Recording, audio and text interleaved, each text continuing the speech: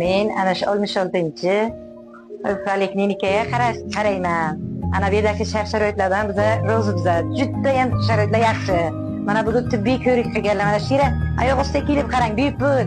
Juda biz xursandmiz. Biz qaraylar judayam xursandmiz. Yaqinda mana ko'z doktorlar keldilar bu yerga. Bizdan chaqiruvlar kelib o'tdik. O'zra mana yurakni, ana shu yerga oyoq ostiga kelib tekshiriblar. Biza beadab shukr bizaga, Allohga shukr. Ana shu doktorlarimizga rahmat, prezidentimizga rahmat. Ana shu shart-sharoitlarga bizani ana shu yetkazganiga Allohga shukr.